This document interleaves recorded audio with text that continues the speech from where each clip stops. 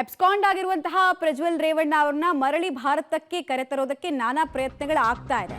ಒಂದ್ ಕಡೆಗೆ ಸಂಸದ ಪ್ರಜ್ವಲ್ ರೇವಣ್ಣ ಪಾಸ್ಪೋರ್ಟ್ ರದ್ದು ವಿಚಾರಕ್ಕೆ ಸಂಬಂಧಪಟ್ಟಂತೆ ಗೃಹ ಸಚಿವ ಡಾಕ್ಟರ್ ಜಿ ಪರಮೇಶ್ವರ್ ಅವರು ಪ್ರತಿಕ್ರಿಯೆಯನ್ನ ಕೊಟ್ಟಿದ್ದಾರೆ.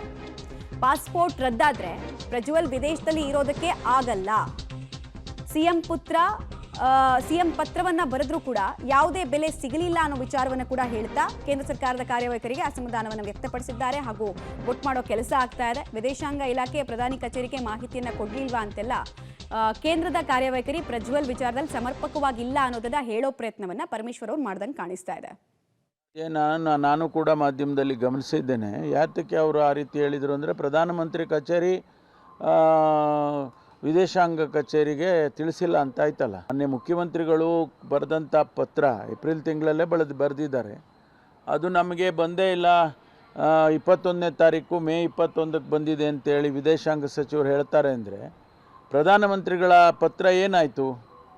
ಪ್ರಧಾನಮಂತ್ರಿಗಳ ಕಚೇರಿನಲ್ಲಿ ಅದಕ್ಕೆ ಯಾವುದು ಏನು ಬೆಲೆ ಸಿಗಲಿಲ್ವಾ? ಅಥವಾ ಅವರ ಕಚೇರಿಯಿಂದ ವಿದೇಶಾಂಗ ಸಚಿವಾಲಯಕ್ಕೆ ತಿಳಿಸಲಿಲ್ಲ? ಅಥವಾ ತಿಳಿಸಿದ್ದಿದ್ರೆ ಅವರು ಆ ರೀತಿ ಹೇಳ್ತಿರಲಿಲ್ಲ. ತಿಳಿಸಿಲ್ಲ ಅಂತ ಈಗ ಸ್ಪಷ್ಟವಾಗುತ್ತೆ. ಅಂದರೆ ಯಾವ ರೀತಿ ಕೇಂದ್ರ ಸರ್ಕಾರ ಕೆಲಸ ಮಾಡ್ತಾ ಇದೆ ಅನ್ನೋದನ್ನು ಗಮನಿಸಬೇಕಾಗತ್ತೆ. ಹೌದು, ಈಗ ಅವರಿಗೆ ಪಾಸ್ಪೋರ್ಟನ್ನು ಅವರು ಡಿಪ್ಲೊಮ್ಯಾಟಿಕ್ ಪಾಸ್ಪೋರ್ಟನ್ನು ತೆಗೆದರೆ ಅವರು ಅನಿವಾರ್ಯವಾಗಿ ಬರಲೇಬೇಕಾಗ್ತದೆ. ಅವರಿಗೆ ಇಮ್ಯುನಿಟಿ ಇರೋದಿಲ್ಲ. ಅವರು ಡೀಟೇಲ್ಸ್ ಕೊಡ್ತಾರೆ. ನೇರ ಸಂಪರ್ಕದಲ್ಲಿ ಜಾಯ್ನ್ ಆಗ್ತಿದ್ರೆ ಮುರಳಿ. ಈಗ ಪ್ರಜ್ವಲ್ ಬರುವಂತಹ ನಿರೀಕ್ಷೆ, ಅವರಾಗೆ ಬರುವಂತಹ ನಿರೀಕ್ಷೆ ಅಂತ ಹುಸಿ ಆಗ್ತಾ ಇದೆ. ಎಳೆದು ತರಬೇಕು ಅನ್ನೋದು ಒಂದೇ ಆಪ್ಷನ್ ಇದೆ. ಎಳೆದು ತರುವಂತಹ ಆಪ್ಷನ್ ಭಾರತದ ಯಾವುದೇ ರಾಜಕಾರಣಿಗಳು ಬಯಸಲ್ಲ. ಇಂಟರ್ನ್ಯಾಷನಲ್ ಕ್ರಿಮಿನಲ್ ರೀತಿ ನಮ್ಮನ್ನು ನೋಡಬೇಕು ಅಂತ ಯಾರು ಬಯಸಲ್ಲ. ಬಟ್ ಬೇರೆ ಏನು ಆಪ್ಷನ್ಸ್ ಸಿಗ್ತಾ ಇಲ್ವಾ? ಯಾವಾಗ ಎಕ್ಸ್ಪೆಕ್ಟ್ ಮಾಡ್ಬೋದು ಪ್ರಜ್ವಲ್ ಭಾರತಕ್ಕೆ ಬರೋ ವಿಚಾರದಲ್ಲಿ ಏನೇನು ಡೆವಲಪ್ಮೆಂಟ್ ಆಗ್ತಾ ಇದೆ? ಖಂಡಿತವಾಗಿಯೂ ಮಮತಾ, ಏನಂದ್ರೆ ಈ ಪ್ರಕರಣಕ್ಕೆ ಸಂಬಂಧಪಟ್ಟಂತೆ SIT ಅಧಿಕಾರಿಗಳು ಯಾವ ರೀತಿಯಲ್ಲಿ ಕಾನೂನಾತ್ಮಕ ಕ್ರಮಗಳನ್ನು ತೆಗೆದುಕೊಳ್ಬೇಕು ಆ ಕ್ರಮಗಳನ್ನ ತೆಗೆದುಕೊಂಡಿದ್ದಾರೆ. ಜೊತೆಗೆ ಅವರ ಪಾಸ್ಪೋರ್ಟ್ ರದ್ದತಿಗೆ ಕೂಡ ಈಗಾಗಲೇ MEEಗೆ ಒಂದು ಪತ್ರವನ್ನು ಕೂಡ ಬರೆದಿದ್ದಾರೆ. ಆದರೆ 10 ದಿನಗಳ ಕಾಲ ಒಂದು ಅವಕಾಶವನ್ನು ಕೊಟ್ಟಿರುವಂಥದ್ದು ಪ್ರಜ್ವಲ್ ರೇವಣ್ಣ ಅವ್ರಿಗೆ. ಅಂದರೆ ಶೋಕಾಸ್ ನೋಟಿಸನ್ನು ಕೊಟ್ಟಿದ್ದಾರೆ. ಶೋಕಾಸ್ ನೋಟಿಸನ್ನು ಕೊಟ್ಟು ಅದಕ್ಕೆ ಉತ್ತರವನ್ನು ಕೊಡಿ ಅಂತೇಳಿ ಈಗ ಒಂದು ಶೋಕಾಸ್ ನೋಟಿಸಲ್ಲಿ ಈಗ MEE ಉಲ್ಲೇಖವನ್ನು ಮಾಡಿರುವಂಥದ್ದು. ಆದರೆ ಇದುವರೆಗೂ ಕೂಡ ಪ್ರಜ್ವಲ್ ರೇವಣ್ಣ ಯಾರ ಕೈಗೂ ಸಿಗದೆ ಇದ್ದಂಥವ್ರು, ಅಂದರೆ ಕುಟುಂಬದವ್ರ ಕೈಗೂ ಸಿಗ್ತಾ ಇಲ್ಲ. ಜೊತೆಗೆ SIT ಅಧಿಕಾರಿಗಳ ಬ್ಲೂ ಕಾರ್ನರ್ ನೋಟಿಸ್ಗೂ ಸಿಗ್ತಾ ಇಲ್ಲ.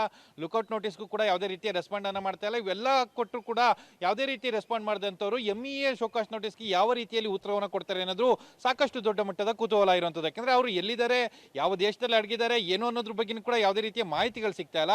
ಈ 10 ದಿನಗಳ ಕಾಲಾವಕಾಶದಲ್ಲಿ ಯಾವ ರೀತಿಯಲ್ಲಿ ಉತ್ತರವನ್ನು ಕೊಡ್ತಾರೆ, ಜೊತೆಗೆ ವಿದೇಶಕ್ಕೆ ಯಾವ ರೀತಿಯ ಯಾವ ವಿಚಾರಕ್ಕಾಗಿ ಹೋಗಿದ್ದಾರೆ, ಯಾವ ಉದ್ದೇಶವನ್ನ ಇಟ್ಕೊಂಡು ಹೋಗಿದ್ದಾರೆ ಅನ್ನೋದ್ರ ಬಗ್ಗೆ ಮಾಹಿತಿಗಳನ್ನ ಕೊಡ್ತಾರೆ ಅನ್ನೋದ್ರ ಬಗ್ಗೆ ಸಾಕಷ್ಟು ಕುತೂಹಲ ಇರುವಂಥದ್ದು. ಅಂದ್ರೆ ನೀವು ಹೇಳ್ತಾ ಇದ್ರಿ SIT ಅಧಿಕಾರಿಗಳ ಎಲ್ಲಾ ರೀತಿಯ ಪ್ರಯೋಗಗಳು ಆಯ್ತು. ಪ್ರಯೋಗಗಳಾದ ನಂತರ ಕೊನೆಯ ಅಸ್ತ್ರ ಅಂದ್ರೆ ಕುಟುಂಬದವರು ಕೂಡ ಕೇಳ್ಕೊಂಡಿದ್ದಾರೆ ವಾಪಸ್ ಬರಬೇಕು ಅಂತೇಳಿ. ದೇವೇಗೌಡರು ಕೂಡ ಒಂದು ಪತ್ರವನ್ನು, ಬಹಿರಂಗ ಪತ್ರವನ್ನು ಕೂಡ ಬರೆದಿದ್ದಾರೆ. ಇದುವರೆಗೂ ಕೂಡ ಪ್ರಜ್ವಲ್ ರೇವಣ್ಣ ಟಿಕೆಟ್ ಬುಕ್ ಮಾಡುವಂತ ಒಂದು ಪ್ರಯತ್ನಕ್ಕಾಗ್ಲಿ ಅಥವಾ ಮನಸ್ಸನ್ನ ಕೂಡ ಮಾಡ್ತಾ ಇಲ್ಲ ಅನ್ನೋದು ಸ್ಪಷ್ಟವಾಗಿ ಗೊತ್ತಾಗ್ತಾ ಇದೆ. ಆ ಹಿನ್ನೆಲೆಯಲ್ಲಿ ಮುಂದಿನ ಕ್ರಮ ಏನಂದ್ರೆ, ಕಾನೂನಾತ್ಮಕವಾಗಿ ಅವರನ್ನ ಭಾರತದ ರಾಯಭಾರಿ ಕಚೇರಿ, ಅಂದ್ರೆ ಯಾವ ದೇಶದಲ್ಲಿ ಉಳ್ಕೊಂಡಿದ್ದಾರೆ ಆ ದೇಶದಲ್ಲಿ ಉಳ್ಕೊಂಡಿರುವಂತಹ ಭಾರತೀಯ ರಾಯಭಾರಿ ಕಚೇರಿಗೆ ಎಳೆತಂದು ಇರಿಸ್ಕೊಳ್ಬೇಕು. ಅದಾದ ನಂತರ ಅಲ್ಲಿಂದ ಡಿಪೋರ್ಟ್ ಮಾಡೋದಷ್ಟು ಕೆಲಸಗಳನ್ನ ಮಾಡ್ಬೇಕಂತದ್ದು. ಅಂದ್ರೆ ಒಂದು ಅವರಾಗೆ ಬರಬೇಕು ಅಥವಾ ಏನಂದ್ರೆ ಕಾನೂನಾತ್ಮಕಕ್ಕೆ ಅವರನ್ನ ಎಳ್ತರಬೇಕು. ಎರಡೇ ಆಪ್ಷನ್ಗಳು ಉಳಿದಿರುವಂತದ್ದು. ಈಗ ಅವರು ಬರುವಂತ ಯಾವ ಲಕ್ಷಣಗಳು ಕೂಡ ಕಾಣ್ತಾ ಇಲ್ಲ. ಮತ್ತೆ ಅವರನ್ನ ಎಳ್ತರಬೇಕಾದಂತ ಒಂದೇ ಒಂದು ಕೊನೆ ಅಸ್ತ್ರ, ಆ ಅಸ್ತ್ರವನ್ನ SIT ಮುಂದುವರಿಸ್ತಾ ಇರುವಂತದ್ದು. ಮಮತಾ, ಧನ್ಯವಾದ ಮುರಳಿ.